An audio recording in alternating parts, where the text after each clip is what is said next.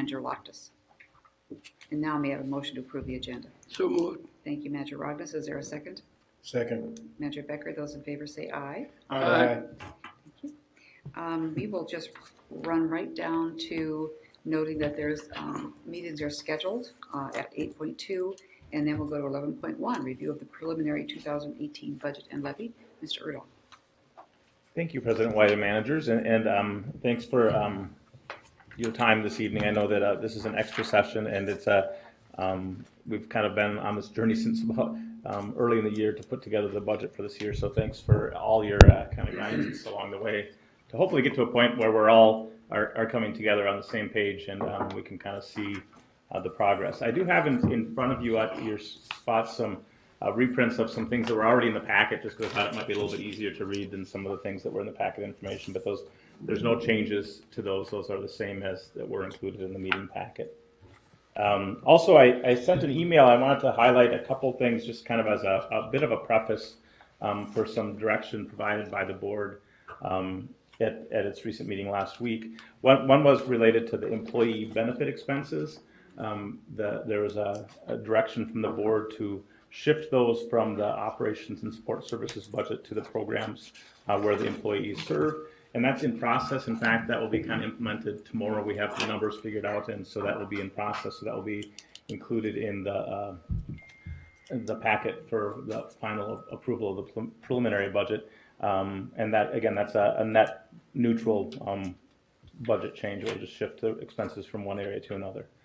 And also, we talked quite a bit recent months about the human resources structure and implementation. There will be some changes and some budget impacts as it relates to that. I anticipate that those changes will be a net reduction in overall budget, not an increase.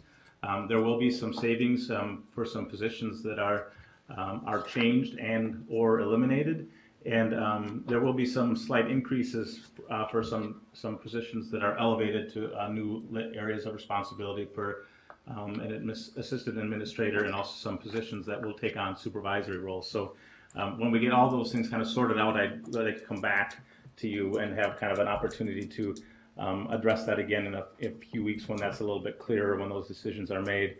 Right now, we don't have those specific dollars, so as I spoke with our counsel, Mr. Smith, and when the levy is certified on the 15th, we'll leave the levy as is or lower towards the December final approval. And the budget we can adjust kind of within those parameters too. So I think and hope that will work out. And then also just kind of following up, I'll go through a presentation that goes over some of the ways that we're trying to implement our strategic priorities into our work plan process and our daily operations, so that we're all kind of focusing towards the same higher priorities and goals to make a difference on the landscape. And when we can kind of package these things together, and depending on your action this evening, then we'll also already started putting together some messaging for how we'll bring this forward, but we can kind of refine that with your direction too. You can turn off that one. It might help. I guess I don't need stereo. Does that work better? I think so. Thank you. So anyway, to get started, we have gone through this long process in the last couple of years in terms of developing a new and refined and much more focused mission statement, and also really defining our strategic priorities to have high impact capital projects, and also to impact the land use and water policy realm in terms of making sure that those things are coordinated in a much more effective manner. So a lot of what we'll see in our work plans are focusing around the mission and those strategic priorities. Specifically for the work plans, we wanted to reflect the strategic priorities across the organization, put into a clear story of how our organizational priorities are accomplished, integrate them across program areas, and communicate the staffing and budget allocations to make sure that's reflective of the strategic priorities. And also, we've talked a couple of times also in the recent weeks about making sure that the work plans are not a once a year static thing, but something that we can bring back to you with updates as we go, and some progress reports along the way too. So that as we go through the course of 2018, the budget that we're putting together, we can make it, make sure that we're tracking and that there's accountability along the way as well. So with the mission, we had, again, those two kind of highest priorities are to look at the capital projects and also the policy integration. And all of our other functions then kind of go together to look at supporting the program activities engaged in those primary priorities. And that's all part of the planning function. And then as the foundational support underneath that, we have kind of all the business operational side of things that makes our staff more efficient and effective. And again, those two highest priorities are the capital projects and the policy. And in terms of first looking at the capital projects and then a brief look at the policy, these things were presented as part of some of the presentations and work plans that our planning and projects department talked about. But in terms of capital project priorities, not only for the coming year, but for the coming years, we're really looking at a strong focus on three subsections of the watershed, looking at the headwaters that feed into Lake Minnetonka, and then also looking at projects along the creek and down into Minneapolis. Specifically, we were looking at projects along the Greenway that really advances some of the work that the district did when it acquired 325 Lake Road, and now we're at the point where we're going to kind of realize the benefits of that acquisition and move that project forward. So that in and of itself is a very, the scope and scale of that is an ambitious process to undertake in the next year or two or three. And then also we've had some discussions about the Arden Park in Edina and also in Minneapolis along some of the stream restoration there. In 6 Mile Halstead Bay subwatershed, we've been talking quite a bit about some of the habitat restoration projects that will rely on carp management, the wetland restoration, and kind of the development and coordination as that goes forward. In Painter Creek this next year will primarily be setting the stage for future projects and programs, focusing on community engagement and looking at some of the initial acquisitions of either property and or conservation easements so that we can use that as the match for the U.S. Army Corps of Engineers projects. So those are the project priorities, and in terms of some of the policy priorities, we would like to make sure that we get earlier involved with some of the public-private partners when changes are happening on the landscape. We also want to make sure that we're part of the policy influence at the local and regional level, so that they kind of meet with our kind of high standards and we can influence the standards of other policy makers. And then also develop our credibility in the marketplace, both locally and more regionally, in terms of making sure that we're viewed as a credible science-based organization. And so, again, for those policy initiatives in the coming couple of years, it's really those same priority geographies where we'll focus on influencing our brand, building our credibility, and looking at increased and enhanced public-private partnership and coordination.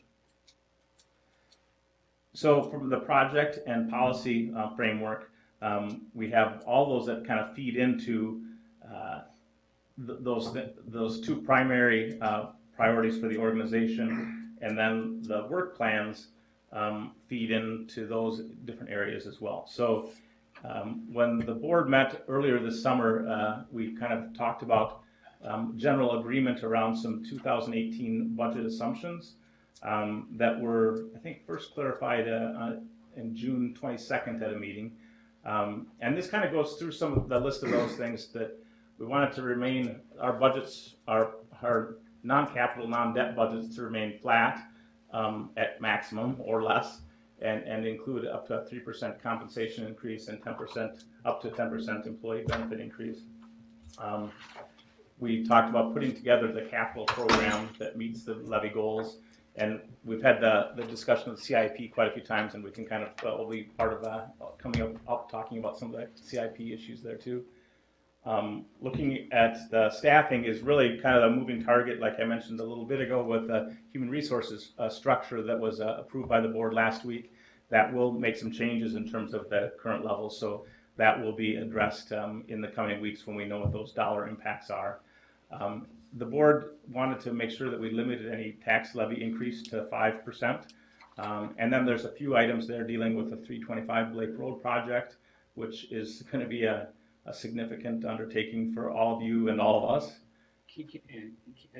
I'm a little concerned on 325.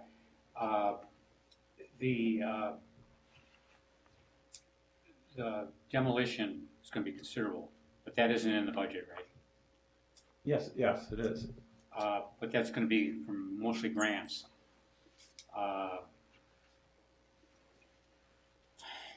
So it's not, it's the budget, but not the levy. Correct. Okay. We really got to be careful in describing, because, you know, the budget is going up a lot. The levy isn't. We can't have a press release saying the budget is, you know, 50% increase. I think we got to focus on what the actual levy is, because we don't know if we're going to get those grants, and so therefore we don't even know if we're going to do those projects. So therefore, it's in the budget, but not the levy. Okay. Right, But on 325, do you have on the capital program? Are you assuming? Because I saw that the number went up considerably. Aren't you? We did some stress tests and developed a whole bunch of different scenarios on funding the project, and it looks like you're paying quite a bit of debt, and that wasn't the plan. Yeah, as I think when the planning and project staff presented their work plan, I think what was kind of as a placeholder conservative perspective from paying off the debt was to have it broken into 2 years of payments, which is not likely going to be the final financing package, but that's just kind of from the conservative perspective. And then also to look, it didn't incorporate any proceeds from a sale of the property. So those things still. But I don't think we're planning on issuing, on calling half the debt or a third of the debt. We're planning on refinancing. Right. So the budget is a little, it's a little off key here. Because we should be showing that when we don't intend to do that, which is a test to see what we could do if, you know, if things turn bad, but they don't look like they're turning bad in terms of the economy and et cetera. And all of our options are still there. So I'm wondering if we should have that in here. Because it's a big number. It's 2 million. It's 4 million or something. Do you agree? Well, the way James put those numbers together was we have the coverage in our land conservation debt service capital finance account. So the board made sure that we progressed in a way that we could have kind of scenario A, B, or C, and multiple ways to make sure that we weren't putting ourselves at risk. And so just as kind of a placeholder for right now, I think that's why James put it into kind of a 2-year payoff, which will be spread over more years than that, certainly, so it won't be a 2-year impact. I don't think it should be in here because we don't intend to do it, and we've taken, you know, it looks like we got a huge increase, and we're gonna refinance. I'd like if you run that down for me better, so I'd understand it better. What are we not going to do? We're not gonna pay off the debt in 2 years. In 2 years. Uh-huh. During the planning committee, we went through all these different scenarios to make sure that we were covered. Sure. You know, and that we weren't caught in some place we didn't want to be. And we've got enough options, and they're still viable. Nothing has changed in the economy or anything that would change it in terms of a credit availability of funds or interest rates. Everything is still the same. And when does that come up for refinancing? Next Next year. November. November 18th, okay. Yeah. So what do you think is the most we need to set aside, the way you look at it? I think the debt service on the existing debt, and, you know, I don't know, what was the number that we, I mean,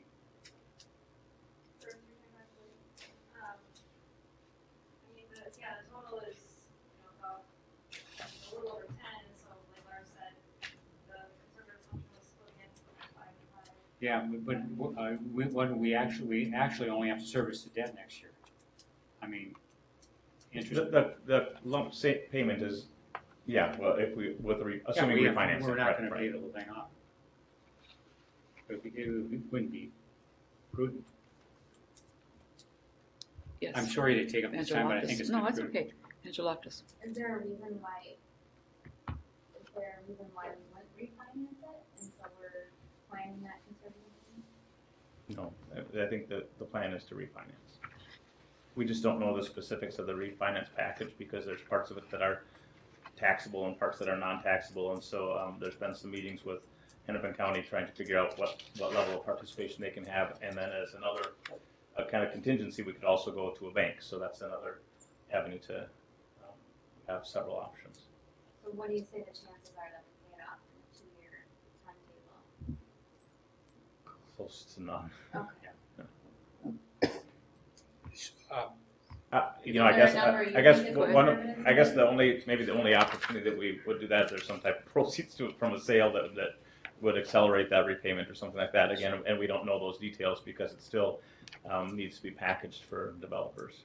And a lot of moving parts with the city and county and the development community to make sure those things come together in a timely fashion. And we are applying for grants, as we've kind of discussed in previous meetings with a transit-oriented development grant through Hennepin County that's, I think, due in a few weeks, and some different grants that are lining up right now. So I would suggest that we take it out. And just have the same level of debt service Right. As prior years. I think it's more truthful depiction of where we're going to really be. We know what we can do if we need to, but you know, even if correct me if I'm wrong, Louis, but if we can still by resolution issue a debt of whatever amount we deem necessary, even if it isn't in the budget, because it's a general obligation of the district. Madam President, Manager Miller, you are free to issue debt separately from your budget, but you will want to integrate it into the next year's budget. Yeah, right. And you should really make this plan for the 2018 budget should be based on what you think are the best assumptions about continued debt service. Good. Okay.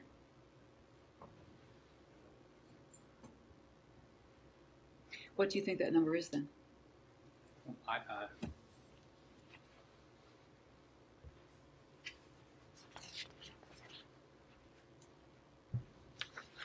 Well, it's I don't know. I haven't got the spreadsheet. It'd be something more in line with last year, which was about 3.9. Okay.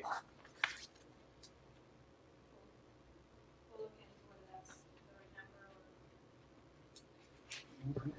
It doesn't probably change your levy, it would No. just change your budget by 11 million. Yeah, do you have a levy in there for that? I would presume. I mean, you still need some levy. Yeah, That's- the levy projected for the debt service was projected to be the same level year over year. Okay, good. That levy was already All right. plugged in at the same amount. This is the kind of the land conservation debt service finance fund account. And if you look at 2017, which is just underneath the dark line, that's the amount in about the middle of the column, the total land conservation debt service payment of 3.964. And then the amounts budgeted for the next 2 years. And again, you'll see that's related to the 2011 Wells Fargo note, and assuming that we pay that off in 2 installments, which is what our planning staff had proposed as a conservative placeholder to advance this going forward, and then this would be revised upon actual financing, which would be much more favorable terms than that. So we won't be we won't be paying off the debt with, so it's not in our budget. I mean, that's what would be my recommendation, Paul. That sounds reasonable, I guess, yeah. We also, you're gonna show us maybe your famous line charts of where the budget and Yeah, levy line I up scrolled later. past those real quick so you can see them as I went down to this page. Okay. I don't want to believe, but if there's consensus. Can we come back to that when we kind of put all the other pieces together? And I don't want to lose that for sure, because I think that's an important decision to. I think we want it because we don't intend we don't intend to pay it off.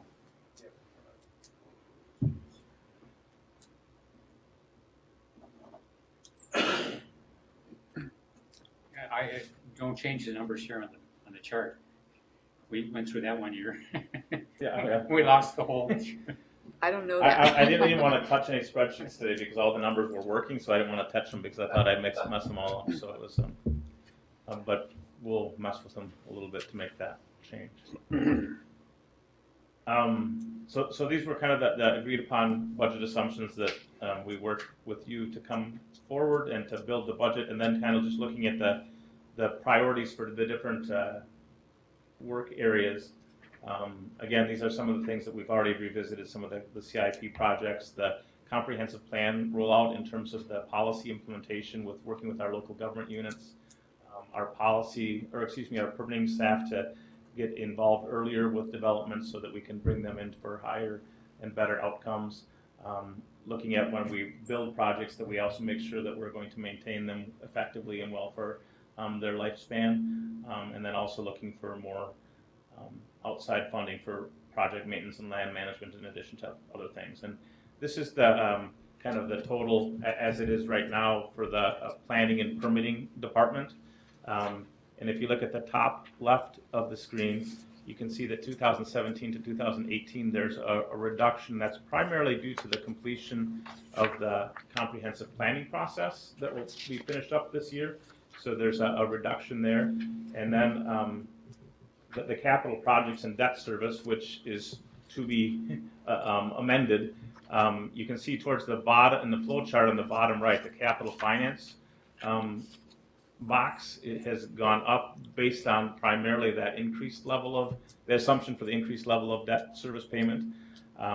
But we can make sure that adjustment, and that will reduce the change from 2017 to 2018 for the overall debt service. It still likely will be a bit of an increase, but that will level that off. The capital improvement plan that we've looked at a few times in recent weeks also, this kind of goes through the level of spending for capital projects in the coming year, and then also looking at some of the impacts for future years. And one of the things that we wanted to do, and we're putting together not only the CIP but the overall budget this year, is we wanted to do it in context of not only a single year but in the past few years, and then also especially looking at 2019 and beyond in terms of some of the ongoing impacts of some of these projects. So in this, the budgeted expenditures towards the second to the right column at the bottom there is a little bit over about 6.23 million. And then looking at the levy, we have made some adjustments. This has gone up slightly since this was presented to you last, because the CIP levy is one of those areas that we want to make sure that we focus our resources on. This is a strategic priority for our organization, and we want to make sure that we're dedicating our resources to that strategic priority. And although the next one is for 2019 is very projected. These are decision points. It's not really a budget. So it's difficult to look at kind of that total sum because it's a big number. But there's a lot of things in here that, as you know, with some of these projects, some of them advance, some of them won't. Some of them will be postponed. We've had some experience with that with the Meadowbrook Golf Course restoration project, for instance, and some others that are spread out over multiple years. So one of the things that when we're doing our work to build the proposed budget for this year is we're looking at some of the kind of follow-up obligations that will be implemented in the next year as well. And again, this is not meant to be a budget as much as just kind of a guiding document to look at the out year. And one of the things that we're trying to do is make sure that when we're putting together our budget and levy, we can try to reduce large spikes up and down so that we can have predictability and kind of a smaller growth. So we're looking to see how we can offset some of that with some of our fund balances that we have as well. Manager Miller? Part of this would be funded through either Hennepin or Carver County on the CIP for 2019. Right. Okay. Right. So and financing is another big part of it, another source. And when we get to looking at those line charts that talk about the gap, one of the things that we've talked about the gap between the budget and the levy is that we've been talking about trying to reduce that gap, but we've also at the same time gotten better at leveraging our resources to get other people's resources. So in some ways, that's part of the story I think we can and should tell in terms of messaging, is that our efforts are being augmented by others investing in our projects and programs too. So it's not just our projects alone. So we're trying to grow the impact we have by collaborating with partners in the community. Lawrence, remind me again where the secured $1,069,000 for Blake Road is from? Where It says it's secured grants. oh, the grant's secured already. Yeah. I think that was PFA funds. Yeah. Okay, so Yeah. they're sitting there. That's, we'll be getting it reimbursed, I think, for the Lake Street piece. Okay. We're kind of getting it in chunks. We've already done the initial hookup for that we received funds for, and then the Lake Street side of it will be the next part of that. And is that one where it's a reimbursement model? Yes. At the end of our expenditure.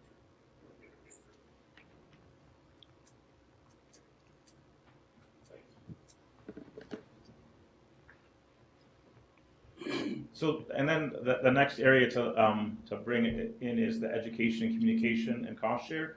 The cost share program, which is kind of the third bullet point on here, is basically put on hold for the coming year.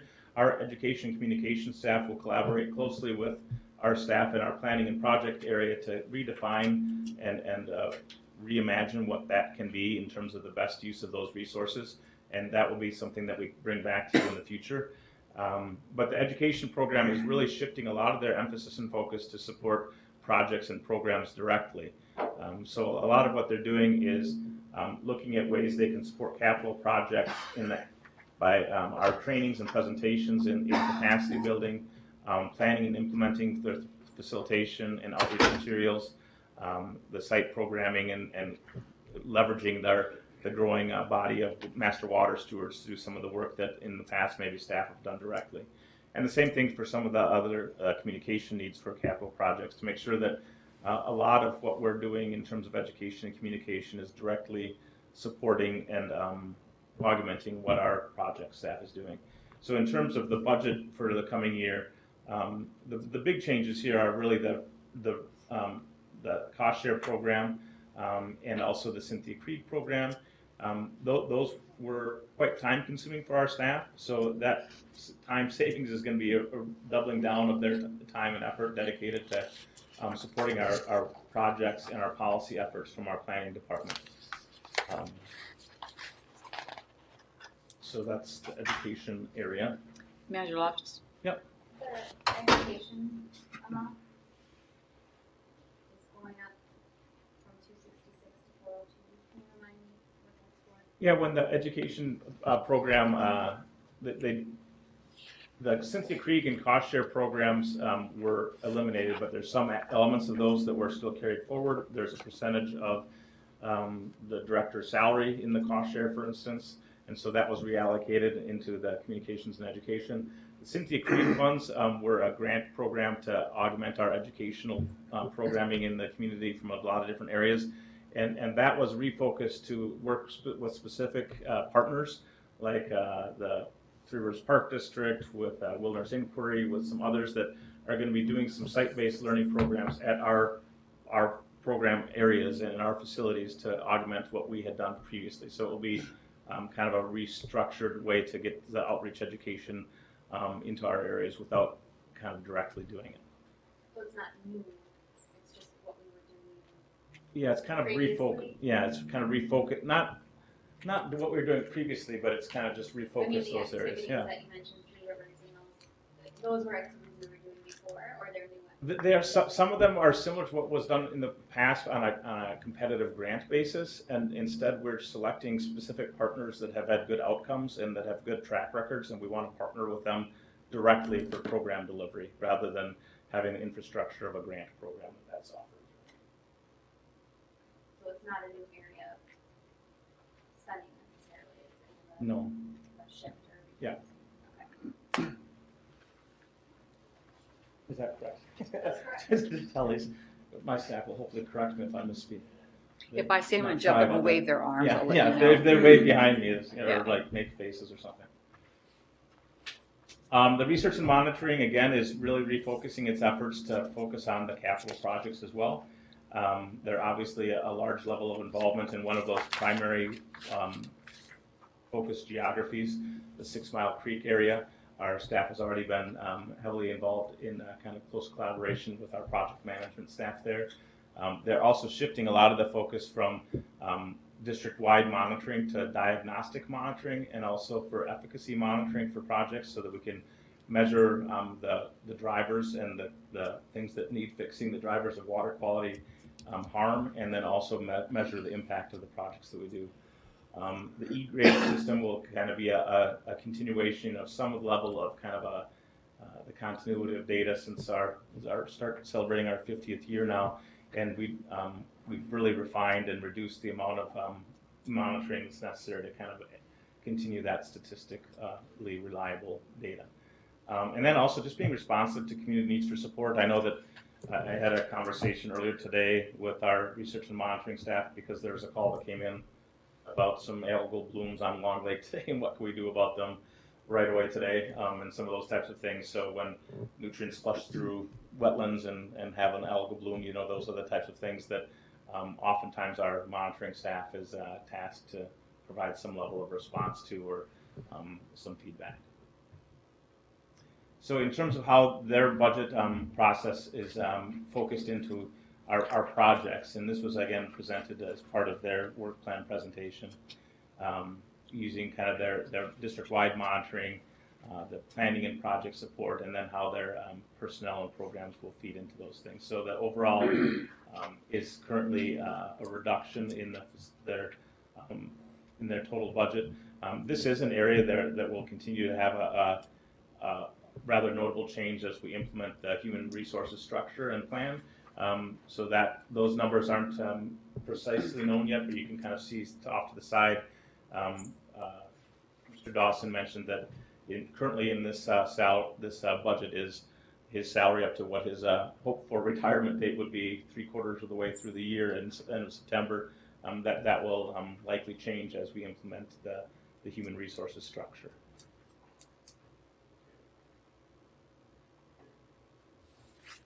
Operations and support services, another area that is kind of looking at just the baseline of support for the whole organization, so that this is the kind of the foundational piece to make sure that we have a reliable physical and technical structure to make sure that everyone can be as effective as possible in their jobs. So that's what most of these bullet points are in terms of how that looks for their budget. This is one of the areas where I think it was Manager Miller that requested a shift of the employee benefit costs that are currently in this budget.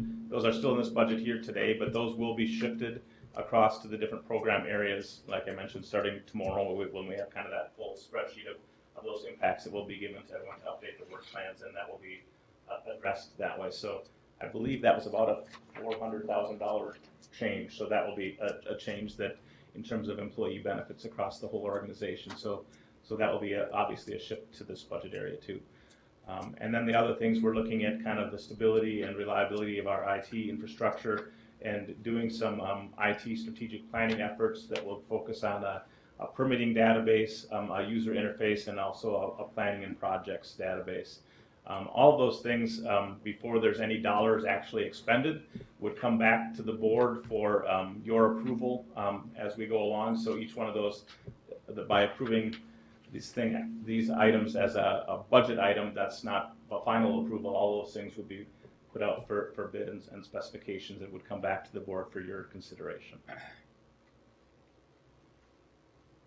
So just in terms of looking at the total budget as it is right now, the total numbers, the program and operations numbers at the top left of this little flow chart go down about 11%. The total over in the top right, and this is using the current assumptions for debt service. So to Manager Miller's suggestion to reallocate how we look at the debt service payments, this will change a bit, but that's about a 33% increase. And I'll show some more specific detail on some of those. These are the charts that were in your packet. I tried to separate them a little bit more this year than we have in recent years in terms of a summary page. This is just looking at the programs and operations, the total impact in terms of the budget, and then also the levy and other sources of revenue. And this is that, I know this wasn't maybe the easiest to read in your packet, so that's why I provided some copies on your tables today too. And then also for the capital projects, and here you can see that the debt service, again, that will be adjusted, goes from a little bit over 4 million to about 6.2 million. So that will be a change that we can kind of make a change for.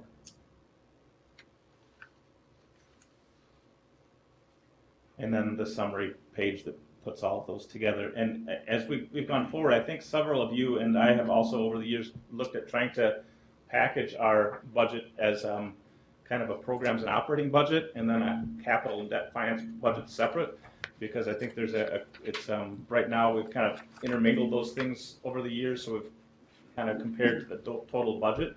And when we look at our operations and programs budget, I think we've been pretty frugal, and we've had nice steady decreases over the last 3 years. Where we've had increases is in the capital projects and some of the debt service, and that's by design because we've taken on more ambitious and larger scale projects.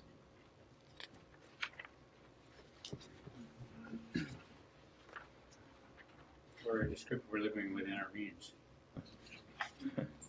Did you have a? I just wanted to make sure I'm understanding right. This chart here, the one that has the programs and operations and then the totals on there. So there's a decrease of about $700,000 between 17 and 18, give or take, right, rounding, from programs and operations. And the majority of that is because we are reevaluating our cost share and grants, which is about $500,000. And then the other 200 is because we The end of the closed out comprehensive plan. Okay. Yeah. So that's kind of, Yeah. just so I'm keeping it in my head, Mhm. what's happening there. And then the total, which you could put one in between there for capital, but I think the total, the 13 million up to the 17 million is reflective, that increase is reflective of our priority on capital. Right, and just under the mission box is kind of that box where the other programs feed into that has, Yeah. you can see the increase there is mostly reflective of that then, so. But if I said those two sentences, those are accurate, Mhm. okay. I just And the want line, to make sure I can accurately describe it. and the line that says 17.9 million would actually be closer to 15.9 million, taking out the debt service payments. Okay. But those are the driving factors behind those numbers. Am I understanding that right? Yeah, it's really the capital projects and then how we account for the financing for debt service. Okay. Those are the drivers really that are kind of moving the budget. Yeah, go ahead. I'm a little at the loss of how much is carried forward. I have a breakdown of that, so I'll show what the carry forward is. And that was summarized in the work plans, and then I have a summary page that kind of summarizes where that comes from too. So in terms of just allocation across the different areas, again, looking at where we have our priorities, you can see on the pie chart that we're focused on capital projects. And that's part of the debt service as well, because those are funding capital activities.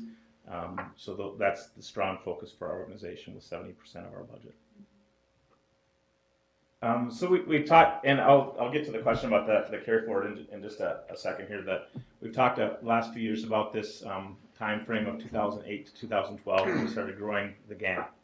And some of this was using kind of built up reserves to establish new programs and activities rather than for one-time purposes. So that gap kind of grew over the last few years.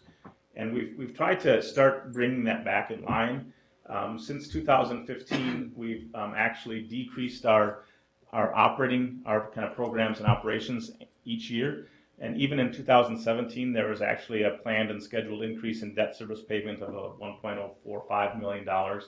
So without that, that would have been a 3% reduction in the total budget that year in terms of our operating and program costs. But that was part of the debt service impact again. So we're trying to smooth out spikes and also reduce our operating budgets. A little confusing. Total budget, total levy, but it doesn't show what we're spending from carry forward. Right. You got Yeah. No. It's coming. This is a. Did I ask it out of sequence? No, I can go ahead to that right now if you'd like. I'd kind of like to get a feeling of that, because that's. So this is from the kind of a summary of all the work programs work plans that were presented to you, and the different categories of carry forward. The total gap, which is right now is looking at a little bit over $8 million, and you can see the sources highlighted in yellow that fill that gap. So in the left column is the total 2018 budget, and the next 4 columns are different types of funds and revenues that are either levied or grants, anticipated, or transfers or carried over, and then the total. So if you look at the grants and other column, and also the carryover, and that's a lot of that is the capital finance land conservation account. Those are the things that create the bulk of that carry forward.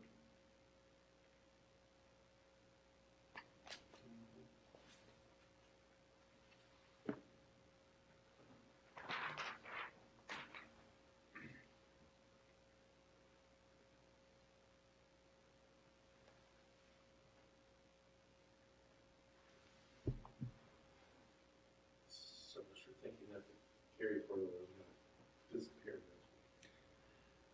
Well, I think that in some areas we've gotten, it has been greatly reduced from what it was, so we're getting better at budgeting certain areas. I think with the capital projects and capital financing, those are just larger resources, and so slight changes make a bigger difference in some of those. Reality. I'm just plant a seed. I'm not telling you to do things differently, but I wonder if some year in the future you would, instead of relying on your carry forward for operating expenses, you just take that carryover and apply it to a capital fund instead of. You're laughing. Maybe this isn't a new concept to you, but to me it seems like that one-time money would be easier to transfer into a capital fund. You're never going to run out of capital projects that need money. Yeah, But I you totally should agree. eventually, because changing your levy on what you need for operating every year based on a carryover seems like a kind of a unique way to budget, in my opinion. Not that you have to change what you're doing in this moment. I realize it's the end of August, but maybe in the future that's a way to simplify and maybe clarify your budget. I think that is critical going forward. We've had a lot of discussions about how there's, in terms of how the budgets are characterized, and there's little sources of carry forward that apply to a specific budget within the charts that have been Right. done. And I think a lot of this was done in the last couple of years by our planning staff to try to figure out where the resources were, because there wasn't a lot of documentation that really kind of found out where that was in prior years. That was done without as much, it wasn't as inclusive of a process. So I'm in sure terms there's of, reasons for where you're at. No. I'm just saying if Yeah. maybe some year that's where you end up. And if definitely. you've already thought of that, and you're probably already trying to get there, but, And we've had those discussions, and in fact,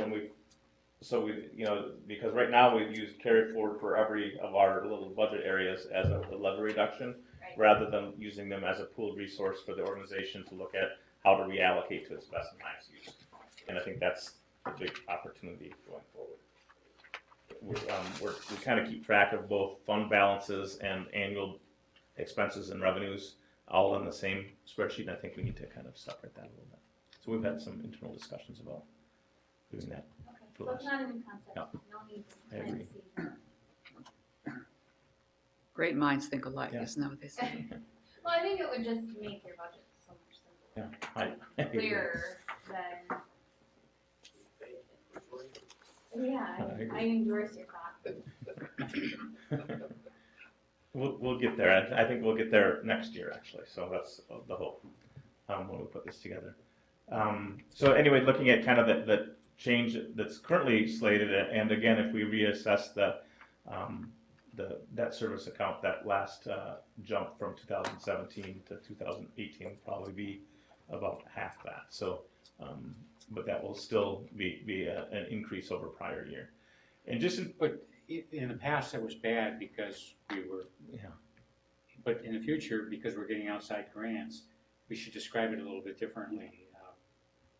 Yeah. Rather than internally generated reserves that we're spending down on current operations, we're getting other support, and that should be reflected.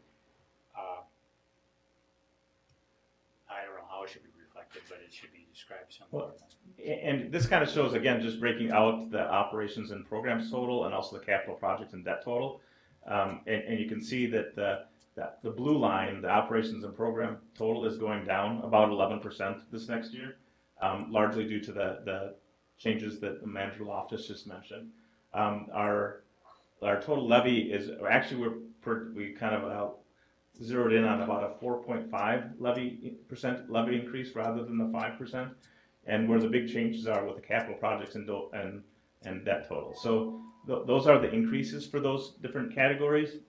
And echoing what Manager Miller just said is that although we've been talking about the gap as a strong negative in recent years, actually it's a positive if we're leveraging other types of resources to invest in our community and to gain better water quality benefits. So it's kind of there's good gap and there's bad gap, and we need to kind of start talking about different ways. And this isn't a messaging or a branding campaign at all, but I think that there's ways to look at that in terms of our total budget and leveraging other people's resources to come to the table to kind of when we have mutual goals that align, so that we can have bigger and better impacts in the community and the landscape. Manager Shackleton. I'd actually I'd like to challenge the concept of this chart, actually. Because I think it creates a false impression, and it gets back to what Dick was saying, because this implies that this is a comparison of our budget to our levy, but that's not the story here. And it's like good gap versus bad gap implies that there's like this. If I were to take a picture of this, and I know this is a PowerPoint slide, like if I were to just take this PowerPoint slide, hit print, and distribute it, the way I would interpret this is our budget has just gone up 33%, and we're not paying for it with any way that's indicative on this. Like what's missing here is our grants line, because that would actually tell the story, and it's not a budget levy gap. It's a grant infused budget compared to the levy. Right, and that's what I'm trying to convey is that I think that the gap situation we had a few years ago was a negative because we had growing program areas that weren't supported by revenue. And they were supported from one-time monies. And so that was something that we needed to correct. That's not the case with this situation. And in fact, like Manager Miller mentioned, all of those increases are somewhat contingent on whether or not they go forward and they're successful. If they don't go forward, we don't have the expense.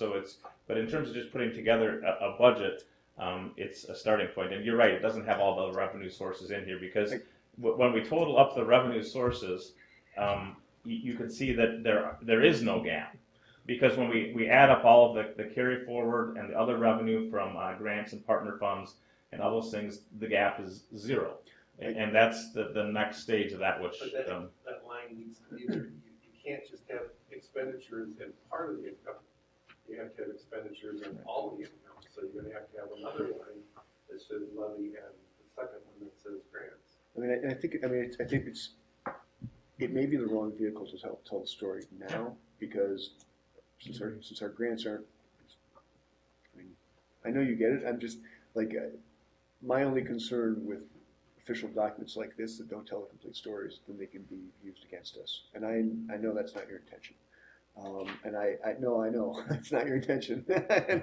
I just think that we do need to be intentional about getting it explained correctly. Manager Miller? I think we should develop a policy that we don't count grants until they're received.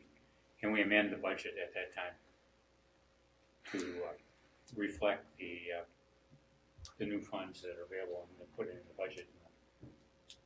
Because So that as the year goes on, we'd be Yeah. updating the Right. budget. like most governments do, when they get a grant, they amend a resolution, they amend the budget. So we would have a shadow budget. We have our hard budget and then a shadow budget over that based No. on receiving the grants. No, Is it more along the lines of you'd put the grant in. This is almost putting a grant in a budget is like filling out a financial statement to the bank, counting the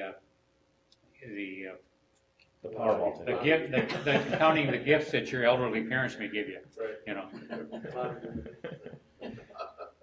it just it's you can think about it, but down on paper it doesn't. It shouldn't be there until it's granted. I think that I agree with you in some ways, but at the same time, a lot of the grants are based on reimbursement. So sometimes we have to front load some of the budgets in order to pay for some of the projects. You already got the grant when it's based on reimbursement. maybe it's done differently, just in that You haven't got the It's funds. just a time, Yeah, you haven't got the funds, but you got the. you work as there's the staff, the operational element, and there's the budgeting. There's like the budgeting element, and the budget has to lag behind the operational piece. Like we know we're going to be partnering with the city, with the park board to do X, Y, and Z on projects, but we don't have the money for that. But we know we're going to be working on those projects. So you don't have to budget for it, but you have to be cognizant of it. Well, the Public Facilities Authority is just based on reimbursement, correct? So you get the grant, but you don't get the money But you have to until you budget, get the work but you done. have to plan for the work. And is that, But that's the grant received, not funded yet. Wouldn't that be a way of describing it, Bill? Yeah, I think the key to figuring this out is when the expenditure takes place. And we're accounting for grants in a lump sum before the expenditure takes place. We're putting it in the budget. We ought to be projecting out what our expenses are going to be and put that in the budget.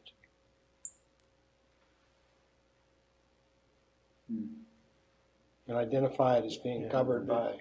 Although there's some expenses that are contingent on receiving grants, to your point. So there's some levels of expenses that we wouldn't pursue if we weren't certain or highly certain that there's the grant funds to reimburse. Manager Miller, is your point that it would tell the story better to make those mid-course corrections on the budget. And then I wonder, I mean, there'll be a story when our budget and levy are posted. Well, I think we should post our levy. I don't know if we had an obligation to post our budget. Yes, We you do. Yeah, the total budget and the total levy. Well, then we got build a better description of how we're funding the difference between the levy and the budget. Because the only thing that's be focused will be the budget.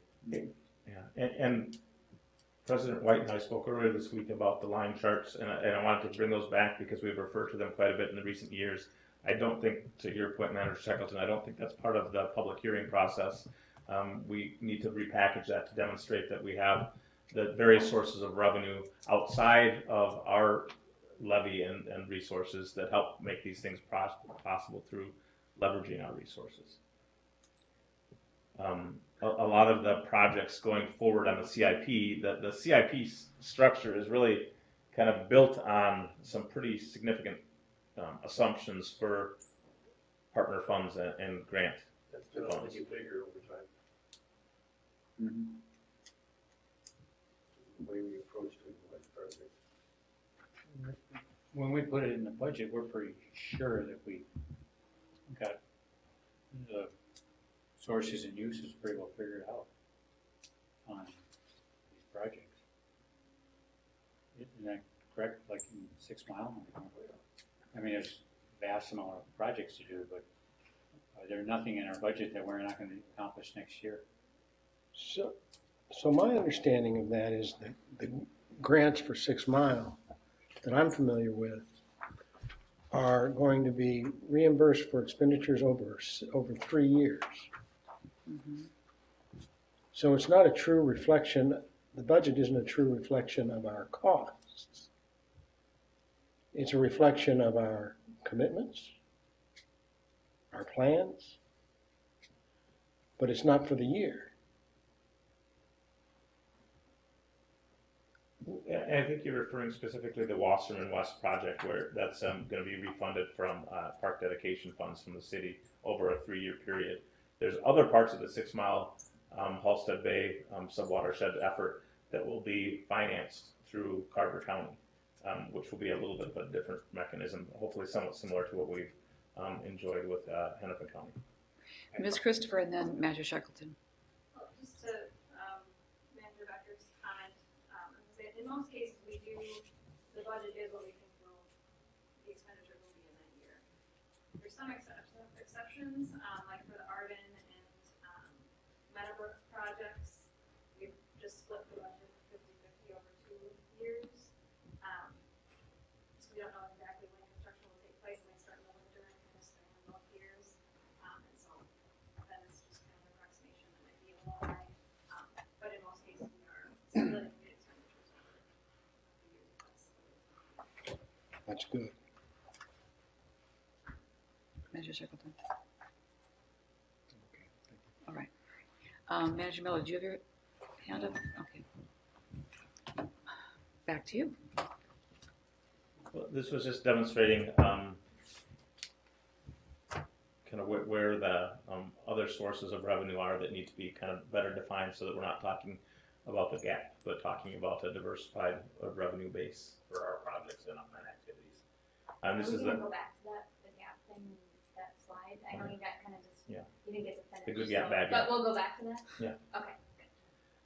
So this was kind of talking about those different levels of funding, and then kind of where that the kind of gap at this point. And again, it's kind of difficult to look at the chart when we're already talking about a pretty significant change with the debt service changes.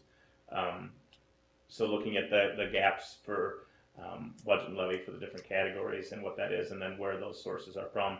And then this is the other table that Can you go back to the last we one? talked about Right there. earlier with Manager Miller that has the same information in more detail. The grant partnership. And we do have some level of detail. Our staff has been working in our planning department on opportunities with some deed funds for redevelopment grant and demolition for the 325 Blake Road project with Met Council. We have have a projected grant of 1.2 to 1.3 million for some of the available resources for cleanup funds and some of those activities that are available through the Met Council. In Hennepin County, we already mentioned the TOD, or Transit Oriented Development Funds, environmental response funds, and also community works as sources that we're looking at. With we're getting some good guidance, but we, it's so we have some anticipation there, but it's not. So that's what the budget was built on, is assuming that we get some of those things. If we did not get those grants, then we kind of postpone or delay projects until we had resources to fund them. Manager Loftus and then Manager Shackleton. I'm gonna wait on my Okay. question until you're done with capital, because I just wanna talk about the programs and operations. Okay. So finish your capital talk. Is the grant and partner funds, is that cash, you've probably said it's like 5 different times, and is this cash we have in hand, or is it partially cash that we have in hand? There is, in terms of the CIP, I think there's some of that is the Public Facilities Authority funds are in hand. It's some of each, so about 125,000 of that is PFA, which is basically secured. 2.5 million of it is not secured, that's the portion that we're assuming we can get for the demo. But that's from my council. Is that in the budget? Yes. Yes, It should be in the budget, I guess that's the big question. right, That's- the big. That's what I was getting back to, like, Because we won't demo in 2018. well, I mean, if it's one thing to say we're going to demo if we know we can afford to demo, but if we can't afford to demo, Plywood. then it's like we shouldn't, like, if we can do it with the cash, then we should budget for it, but if we don't have the cash, we shouldn't budget for it. Don't we budget for it and then get the cash because we get the cash by levy? Can you have a I thought construction fund that isn't part of if your general it's a grant, it's grant funded though, isn't it? The demo? Yeah, I think the hope is that about what percentage? That 90%, excuse me, Or potential. 100% of the demo and remediation would be coming from Met Council and Hennepin County grants, is the anticipation, So I guess, or hope. The anticipation and or hope. so my theory on that is, if we're going to spend levy revenue on that, We're not going to. no, I know, but if we're gonna spend levy revenue on it, we should put it in our budget. If we don't have revenue stream for it, we don't put it in our budget, that doesn't mean we don't have a plan to do it. And it's like having a CIP. Right. We amend it, if we amend our budget if we get the funds. Are we Well, allowed to have a construction fund that if we take any levied money, we transfer into it and all expenses are paid out of that? It's separate than your general budget. I assume as a local government, or as a local government unit you can, or at least cities do it constantly. I don't know that you guys can, but it's a way to, you have to account for any money you levy from taxpayers. And if you transfer that into a capital or construction fund of some kind, and then your expenses flow out of that. I'm not sure, are you not allowed to utilize those different kinds of funds, like enterprise funds, construction funds? We're not restricted. Mr. Smith. Madam President and Manager Loftus, I understand your question to be, for example, the carryover funds that might have been originally designated from a levy for a project or an operations Yep. expenditure. You transfer that out into, You're free to transfer to a capital project fund, and then you can pay bills out of that capital project fund, right? Is that what you're saying before? correct? So you don't have to account for all those project costs in your general budget. You could account for them in your capital budget, correct? Madam President, Manager Loftus, I think the only issue with what I understand you to be saying is that this is all a single budget. Whereas maybe Right, so what I'm saying is you create more than one budget. As far as I know, with Hennepin County, you're allowed to have more than one line item on your levy. You're allowed to say, it doesn't need to say total levy, it can say levy. You could actually write those things. You could say program and operation levy, land conservation debt service levy, and capital projects levy. Those could be 3 separate lines that are submitted to the county assessor or auditor. And those can be separate budgets, right? Ms. Spitzer. Madam President, Manager Loftus, I think the difference between a municipality and the watershed district is that the municipality may have separate budgets, capital versus general fund. Right, and you're not allowed Expenditures. to do that. And the watershed district has very specific authorities for what it can levy for and what those funds are. And I would say that in past years, prior to about 5 or 6 years ago, the district would submit several levy resolutions or identify its authority for a levy for general fund expenditures that were $250,000 of operating expenses. And then there's several other authorities, but it was fundamentally the authority to have a plan, develop your plan, and then projects to implement your plan, all as a single levy. Now, this watershed district and most watershed districts in the metro area have moved to having a single levy and a single budget for that levy that reflects So both. I'm sure there's some advantages to that. But I just hear the discussion happening now and think it could be cleaner and easier with more than one budget.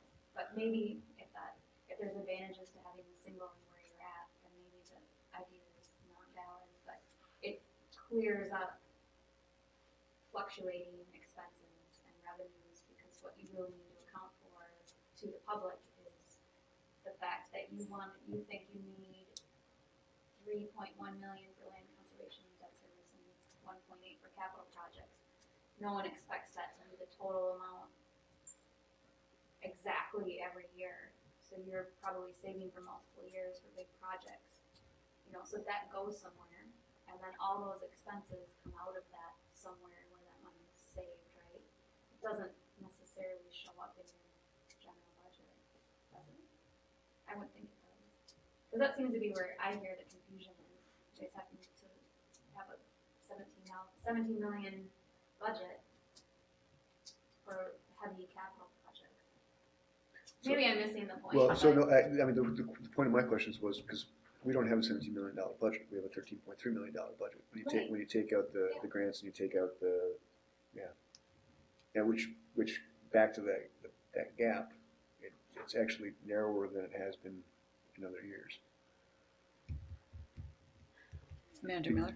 I'm fine. Well, no, I mean, I think even the way I think of it is, we're trying to get grants to fill out our CIP, and I'll be honest with you, I was trying to track, and you have a lot more experience with hands-on public finance, I think, than I do. But I don't with watershed, so that's why I don't know what's best. I mean, but in my mind, I was just thinking of it as we have this plan. We know what we're going to do. We've got it all planned out. We've spent some money on the front end already, but to actually do it, we're going to need to find other revenue. We could set up internal accounting with a capital budget without identifying it legally. But I think there probably was an account in somebody's head years ago that had, $14 million in it. I guess since I got you off track, I'll keep you off track. You belong here. Yeah, your capital projects and your land conservation and debt service, I think you've seen your CIP, I can't say I understand every detail, but it's a lot of really great projects, and I think the numbers, it takes a while to digest them as a new person, but I think generally you're probably on track. I don't have a lot of comments on that. But I am still concerned about the first line, programs and operations, before we pat ourselves on the back too much, that gap isn't real. In my opinion, it's still real. You've got an $817,000 gap. But down on your other revenue, you've got $223,000 in other real revenue there that offsets that. To me, that's real, predictable. That's real revenue. So really, you have about a $594,000 gap there, in my opinion. And you're counting on money that, for some reason or another, didn't get spent the year before. And to me, that's still risky, because those are expenses, $590,000 of expenses that are still going to be there in 2019. There's really low chance that those just go away. And the chance that that money is still there is completely unknown. So to me, you still have a $590,000 operations gap. The good news is, Where's your 590 coming from? oh, I'm just taking the 817. taking the 817, the first three lines of that other revenue. Under I- other revenue. You can apply The transfer for that. interest and permit. Yeah, those are all real program and operational revenues that can be, those are real. The permit ones, correct me if I'm wrong, permit ones fluctuate based on whether, like, how much construction's Sure. happening out there. Yeah, those fluctuate a little bit, but Pretty there's something that's gonna be there around every year. Yeah. So I don't have a problem discounting it by that amount. But all of the non-capital items above, in the unassigned funds, is where we're coming up with the other 590. And, I mean, those are just by happenstance. We thought we needed less paper, we were efficient, and thought, oh, we didn't spend as much in planning, we didn't spend as much in land management or certain projects that go through. Or for some reason, 590,000 gets spent. And that's great, because you're not spending just to spend, so that's really good. But who's to say in 2018 you're gonna have another $590,000 unspent in your budget? And that's what you're counting on this year to make up for that gap. So I don't want us to lose sight of there is still a gap, and I think I heard a little bit of, well, it's closer, and so we don't really have them this year. I guess my counterpoint to that would be, I think you still have about $500,000 gap in programs and operations. And so I just don't want to lose sight of that still needing to be closed. And so I would love to see some options or a 2 or 3 year plan to still close that $500,000 gap. And I realize it was probably 1.2, 1.3 million the year before, but that's because we just cut $500,000 in grants that might come back in a year or two, and we stopped the comp plan. So I mean, you kind of got $700,000 of a freebie. So I don't know that we've made any progress on that programs and operations gap beyond. Well, I don't know that you really. So I guess that would be, and I know in the budget work session before this, that was my number one goal with the budget was to, I know you've made progress in the past few years, but to continue to see that and to have a short term, and by short term I mean like 2 to 3 year plan on actually getting rid of that gap. So I would still love to see something on that, real options, and a 2 to 3 year plan on actually closing that gap. Because I don't know that we accomplished that with this budget. Manager Miller. Bill has. So Manager Loftus, is it central to your plan that $500,000 gap is not consistent from year to year to year? Yeah. That concerns me that you're paying for programs and operations which aren't going away. Those are people expenses that I don't know where they go in the next 3 years. You're still gonna have all the operations, all the programs, I would imagine. Where would they go? And you still only have a $4.7 million levy, right? Yes. And $5.5 million in expenses. And there's, give or take, a couple $100,000 in there of miscellaneous revenue that I can see is not truly reflective, but I would say you still have a $590,000 problem that. So if you look back at the last 10 years and each year we had a $500,000 carry forward, would you approach it any differently? I would rather see that carry forward in your capital projects. So maybe it's just a simple shift of your levy, $500,000 of that 1.8 levy goes up to the ops levy, and you take that variable and apply it to capital. That's way more comfortable to me. It doesn't change your bottom line. Yeah, that makes sense. And it allows you to say your fixed expenses are covered and your capital projects, you wanna get there and they're important, but if the money's not there, it's not there, right? Versus paying everybody's payroll. To me, that's unexcusable to not cover those day-to-day operational expenses. So I'm not saying you have to, that's an easy fix in my opinion, is to say, you know, whichever of the bottom two levy lines can afford that half a million shift. And they rely on the carry forward instead of programs and operations. Because to me, those are constants, which need a constant revenue source. And your variable projects can deal with a little more variable income. Say you have something happen with the building, or I don't know. I mean, you can only get so close on a budget. You need a 3 to 4% range, I would say, and you're always hoping to fall on the variable side. So you're always hoping to have a little bit of carryover, but that carryover should be put into something. Should be transferred out into something that is also variable, not a constant like that. Manager Does that Miller? make any sense at all? Yeah, Jessica, you didn't waste any money on a master's degree, because I think it focuses in on what we're doing is we're spending reserves. We're in the student loan business. We're borrowing money to live on. Or we're taking money that is not going to be available again to operate on. And do we have the HR plan? If that were fully implemented, is there any savings, or is it neutral, or? We don't know specifically how some of those things will cost out in terms of specific dollars. My assumption is that it will be a budget reduction in that, and that's what I think. I don't think that was necessarily undertaken as a payroll reduction process or anything like that, but we wanted to reallocate resources to the best uses. But I think that there will be kind of a net reduction. Would you consider either the land conservation or capital projects? Yeah. Like maybe a split between the two? Do either of them have Right. a little room that you could move into the programs and operating levy?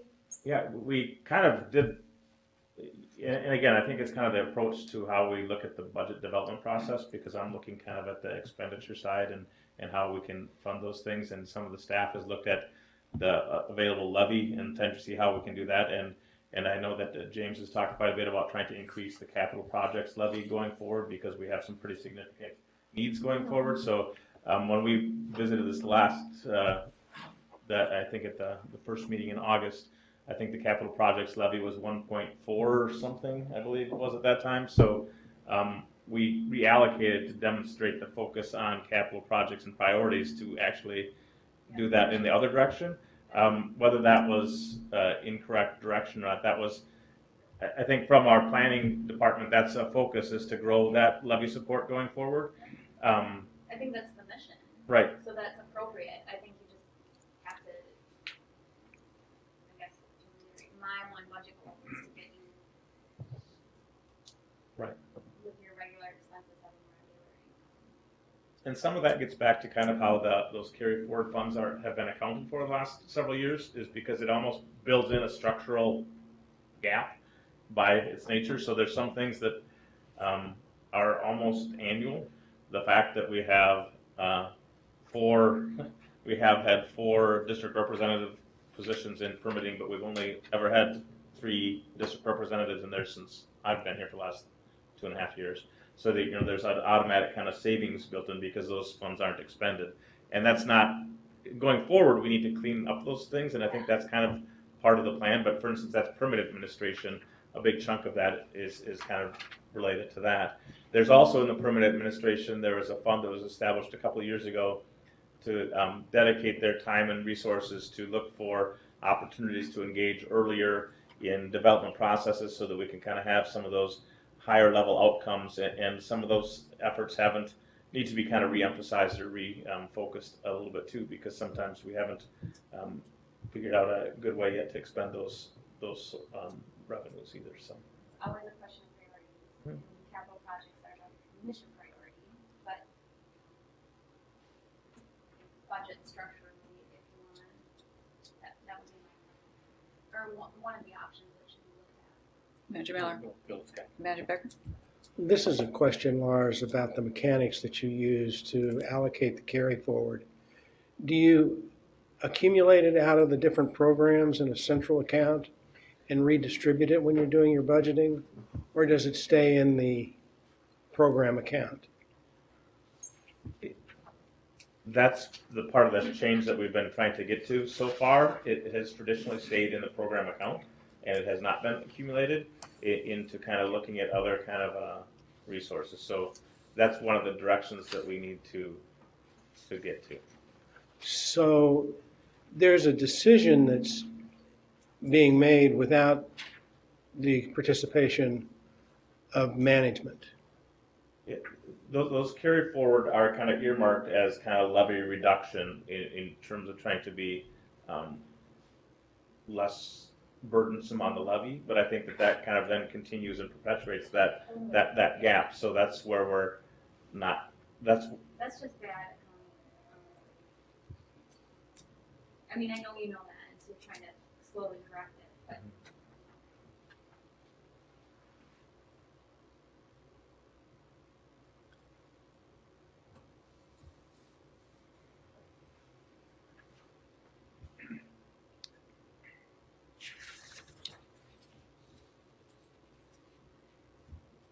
Would you want to accelerate the gap reduction by?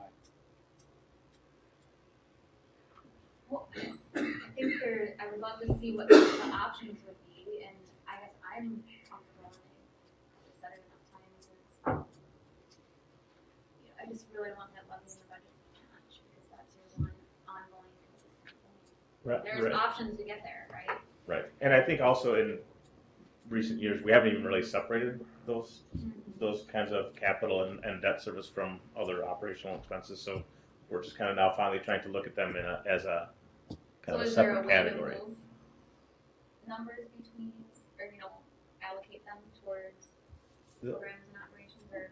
What our hope for is to come up with a number that we can publish in the paper tomorrow or Friday that has a total levy and a total budget. So no. All right. And we can reallocate how we address that levy internally, and we can bring that back at the public hearing Yeah, I'm to not demonstrate saying change the total levy. that we can say that we're going to, reallocate some of those levy resources from the capital projects to the program and operations. I think that's something that we can probably try to figure out how to reconfigure in a way that uses the one-time. It's still a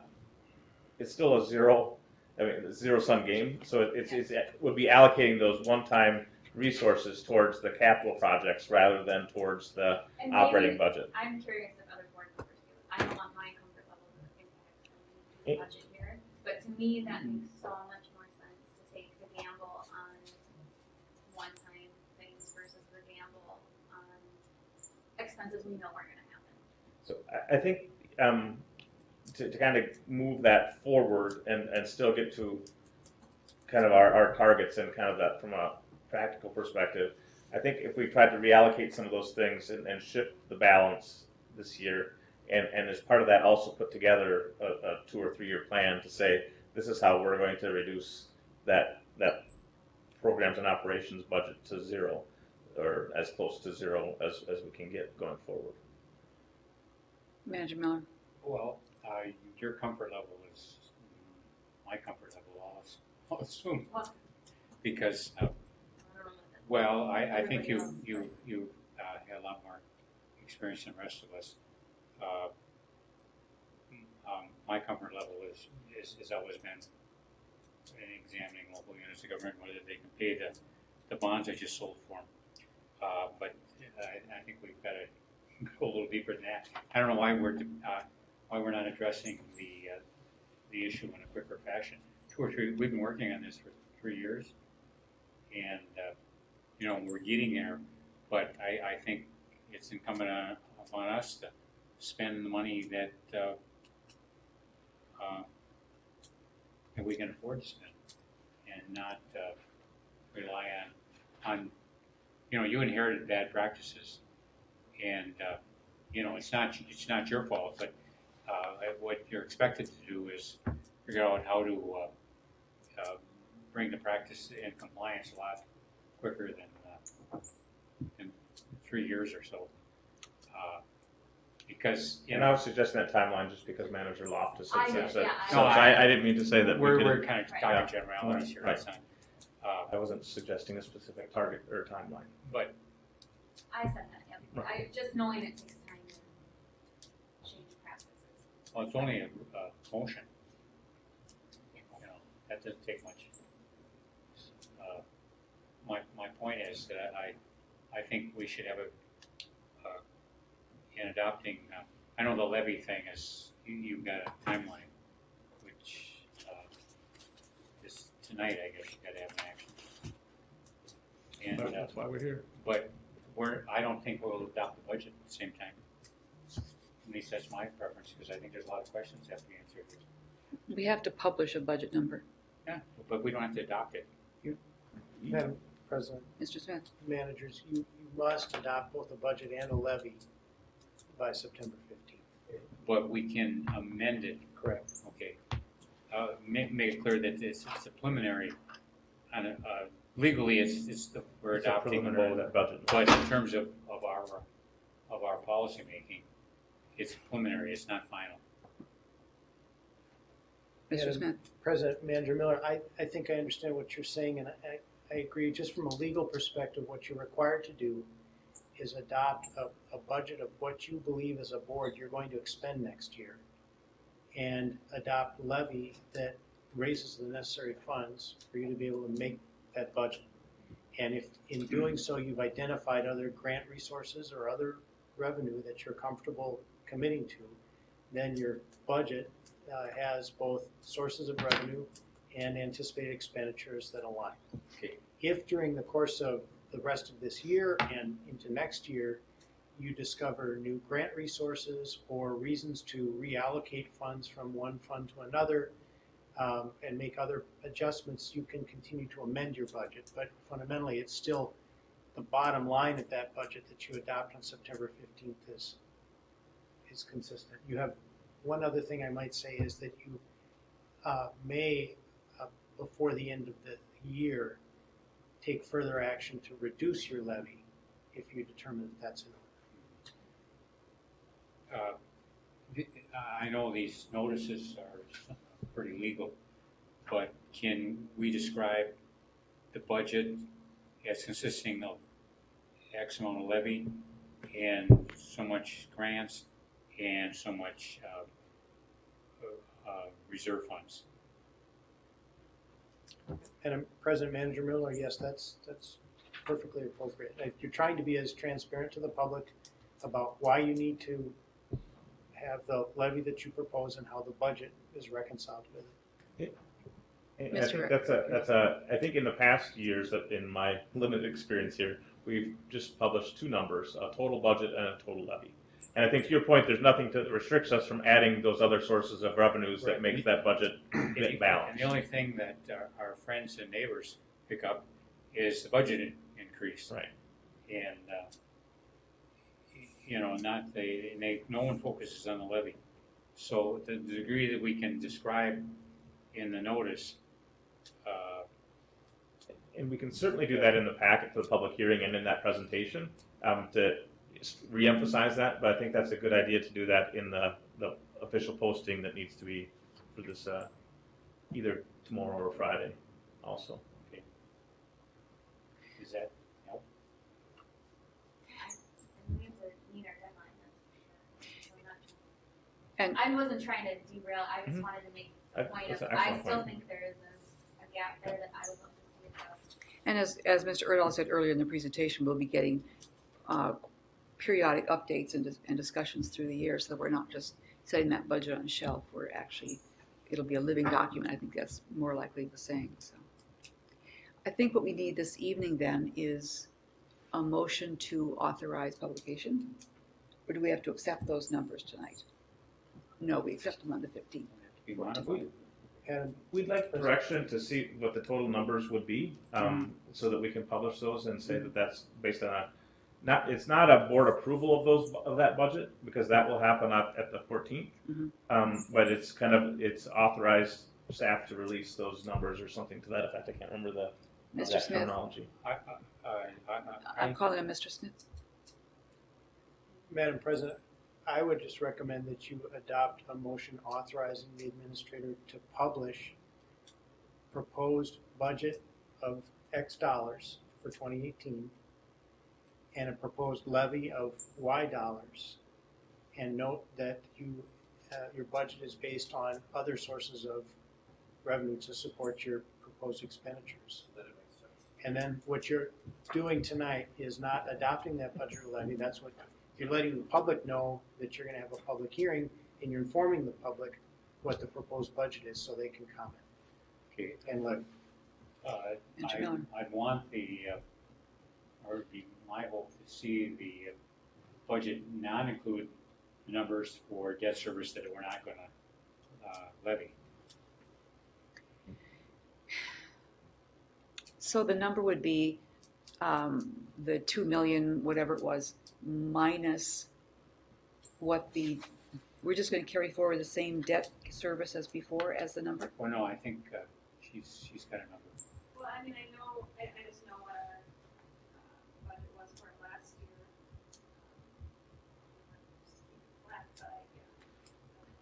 But if we're going to change the budget number, what we need to change it by is whatever that projected is minus Right. whatever the carryover, the repetition So on of the. this chart, it's in the third column there in 2017, right underneath the dark line. This current year, it's 2.946250, and next year we had the next 2 years we had it kind of paying off. So instead of 5,178,500, it would be again 2,946,250. Is that correct, Manager Miller? Say the numbers again. I don't know Two what, nine four six. I don't have. I don't have a. I know what you just said. 2,946,250, 250. Yeah, what was the 5? and it's 5,178,500. it could be Oh, 500,000 You're right. rather than this. Well, right, and since we didn't know what to base it on, that's why we made a very conservative assumption, but I mean, I don't know, but it's just. The difference is 2.2. 2,232,200. Take that plus the 17 million, 79.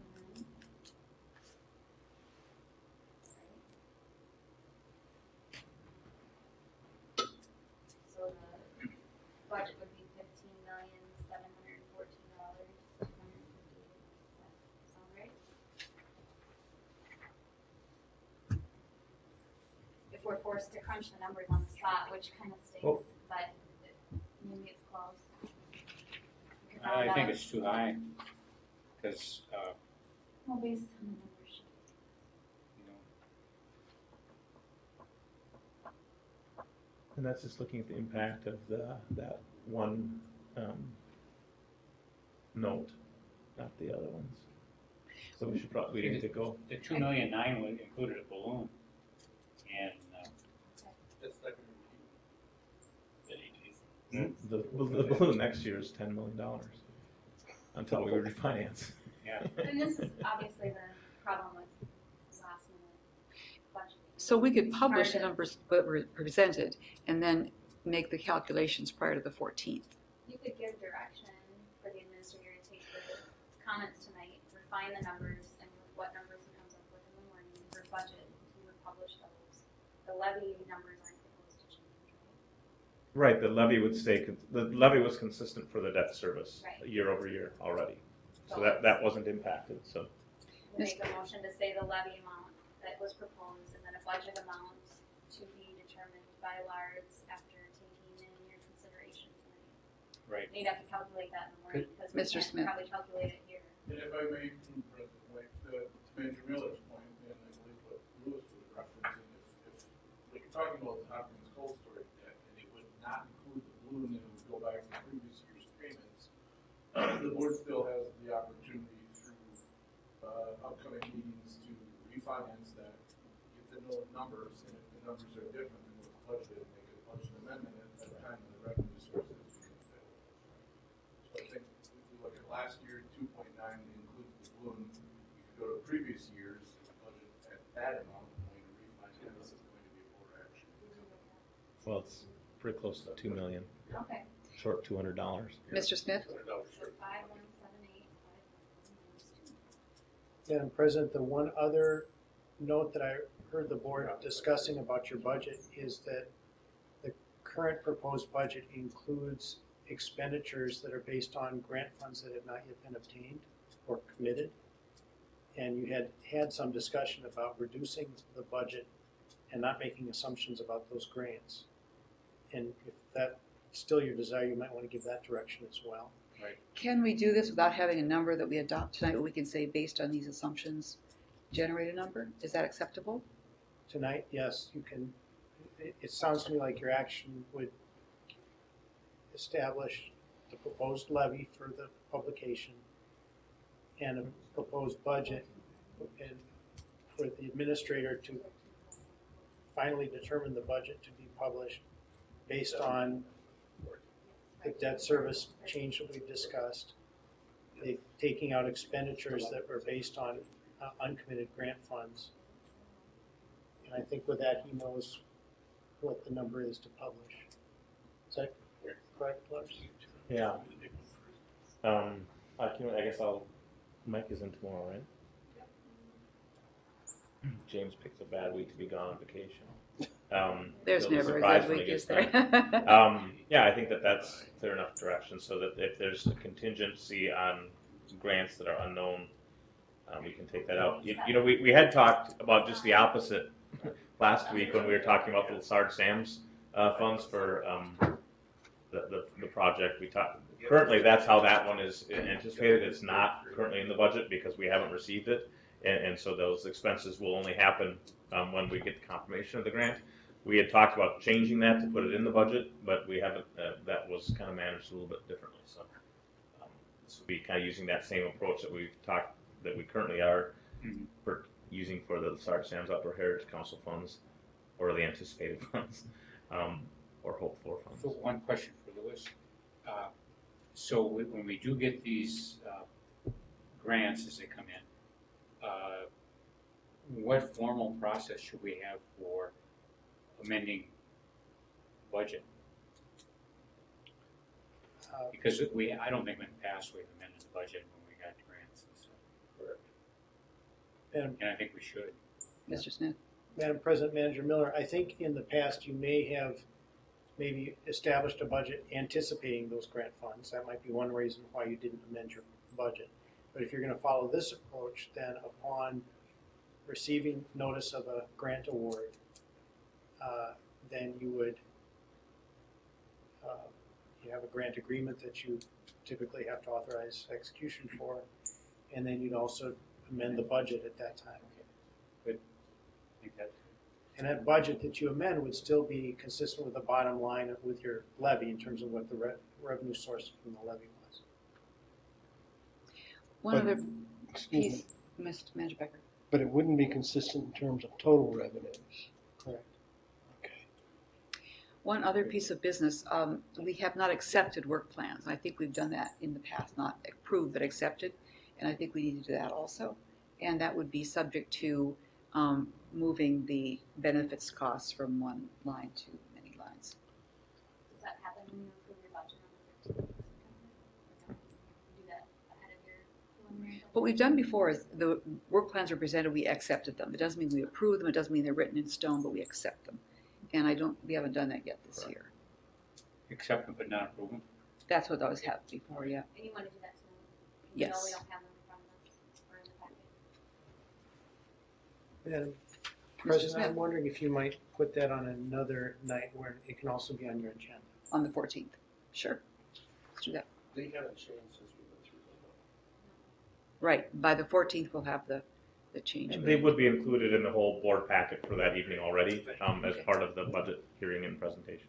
Mr. Matt. And just to further clarify that, if we follow past years, we've highlighted where they can be found in previous agendas, because they're still over the previous agendas. Mm-hmm. Certainly could reload them or just reference. Although they'll be updated a little bit, they'll be shifted around anyway, so we'll need to have new versions. Okay. So, on motion to authorize publication of the levy and budget subject to the changes directed concerning the debt service and expenditures related to uncommitted funds. Motion from Manager Olson, is there a second? Second. Manager Miller, any further discussion? Those in favor, please say aye. Aye. Any opposed? You actually dropped from 73% to 9.7%. You've been doing the numbers over there. So, breaking news, we just got this copy of this proclamation saying that today is Gabriel Jabbour Day in the state of Minnesota. We have a proclamation here from the governor, and I would suggest we enter this into the record for this meeting. Nice. Anything else? We are adjourned.